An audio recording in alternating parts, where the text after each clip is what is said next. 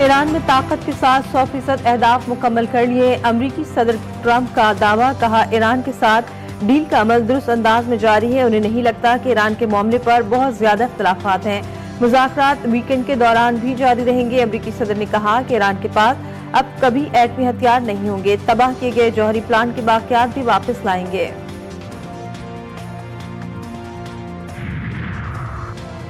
Field marshal Syed Asim Munir کا دورہ Tehran کی ایک اور بڑی کامیابی، امریکہ ایران معاہدے میں دوسری سب سے بڑی رکاوٹ بھی دور، ایران نے آبنائے ہرمز کھولنے کا اعلان کر دیا۔ ایرانی وزیر خارجہ عباس عراقچی نے ایکس پر لکھا، تمام ممالک کے تجارتی جہازوں کے لیے آبنائے ہرمز فوری کھول دی گئی ہے۔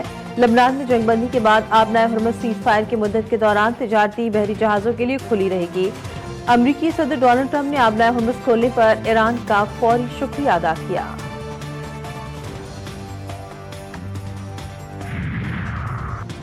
ایران نے آبنائے ہرمز سے متعلق امریکی دعوے کو مسترد کر دیا، واضح کیا کہ جہازوں کی آمد و رفت صرف ایران کی شرائط پر ہوں گی۔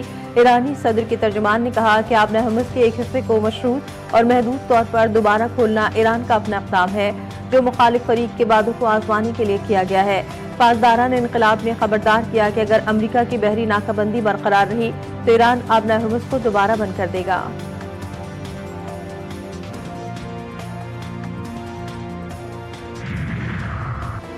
پہلے دن سے امریکہ ایران تنازع کو حل کروانے کے لیے سفارتی کوششیں کر رہے ہیں۔ 47 سال کے بعد ایران امریکہ مذاکرات کی ثالثی پاکستان کے لیے قابل فخر ہے۔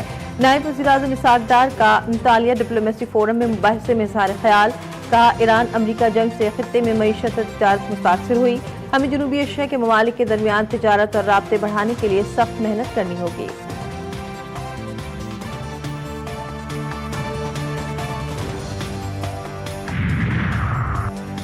ترک صدر کا امریکہ ایران جنگ بندی کروانے پر شہباز شریف کا شکریہ، رجب طیب اردوان نے انطالیہ ڈپلومیسی فورم سے خطاب میں کہا ایران میں 2 ہفتوں کی جنگ بندی کے اعلان پر اپنے بھائی شہباز شریف کا ممنون ہوں۔ وزیر اعظم پاکستان کی کوششوں سے خطے میں جنگ رک گئی، کسی بھی مسئلے کا حل اسلحہ نہیں صرف سفارتکاری ہے، موجودہ عالمی بحران حل کرنے کے لیے سفارتکاری ہی واحد راستہ ہے۔ اسرائیل کے غزہ کے عوام پر جاری مظالم دل کو چیرتے ہیں، اگر ہم بچوں اور شہریوں کو تحفظ نہیں دے سکتے تو عالمی قوانین کا کوئی فائدہ نہیں۔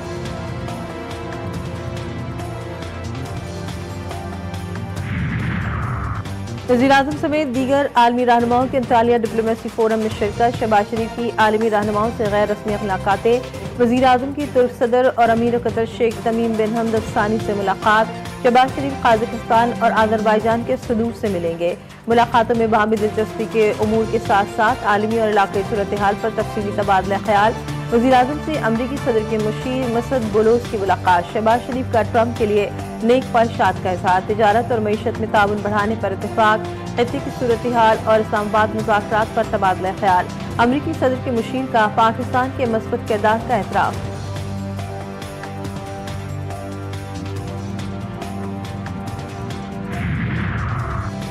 لبنان اور اسرائیل کے درمیان 10 روزہ جنگ بندی کا نفاذ، اسرائیل اور حزب اللہ میں جنگ بندی کے بعد بیروت میں جشن کا سما، ہزاروں افراد نے جنوبی علاقوں میں اپنے گھروں کا رخ کر لیا۔ صہیونی وزیر اعظم نیتن یاہو نے کہا کہ ٹرمپ کی درخواست پر سفارتی حل کو آگے بڑھانے کا موقع دیا، حزب اللہ کے خلاف لڑائی ختم نہیں ہوئی۔ لبنانی صدر جوزف اون نے جنگ بندی کو اسرائیل کے ساتھ مذاکرات کو آگے بڑھانے کا دروازہ قرار دیا۔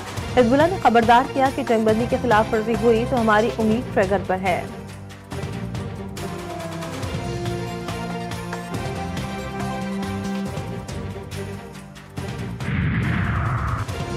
اسرائیل سے براہ راست مذاکرات، کمزوری، پسپائی یا کوئی رعایت نہیں۔ لبنان کے صدر جوزف اون کا 2 ٹوک اعلان، کہا اپنے حقوق پر یقین، عوام کی فلاح اور ملک کے تحفظ کی ذمہ داری کے تحت اسرائیل سے مذاکرات کا فیصلہ کیا گیا۔ لبنان ہر ممکن طریقے سے اپنے ملک کے دفاع کے لیے اقدامات کر رہا ہے اور یہی حکمت عملی اختیار کی گئی ہے۔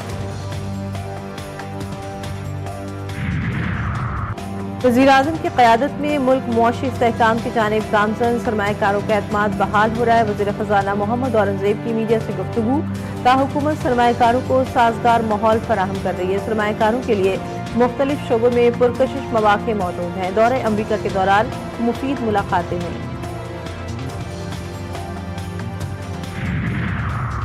کراچی کے علاقے سرجانی ٹاؤن میں مین ہول کی صفائی کے دوران 3 افراد ہلاک، 3 افراد زہریلی گیس کے باعث دم توڑ گئے۔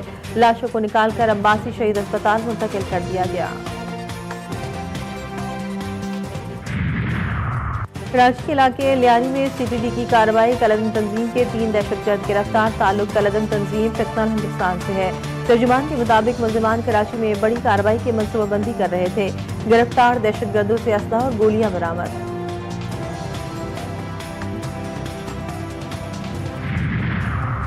لاہور میں اسکوٹی سوار لڑکی سے ڈکیتی، وزیر اعلیٰ پنجاب کا نواب ٹاؤن میں ڈکیتی کا نوٹس، 8 گھنٹے میں پولیس کو ملزم کی گرفتاری کا حکم۔ مریم نواز نے کہا کسی بیٹی سے ڈکیتی کا واقعہ پیش آنا تکلیف دہ ہے، بیٹیاں اور بہنیں ریڈ لائن ہیں، تحفظ کا عہد ہر صورت نبھائیں گے۔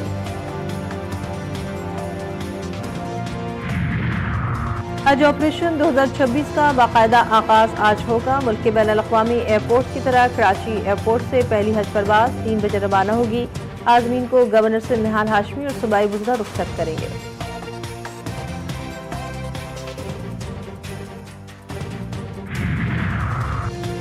شدید گرمی میں بجلی کی لوڈ شیڈنگ کا عذاب، عوام پریشان۔ ملک میں بجلی کی لوڈ شیڈنگ نے عوام کو دوہرے عذاب میں مبتلا کر دیا۔ بجلی کا شارٹ فال 4000 میگا واٹ ہو گیا۔ کراچی سمیت دیگر شہروں میں 10 گھنٹے تک لوڈ شیڈنگ، اسلام آباد اور لاہور میں 6 گھنٹے تک بجلی غائب۔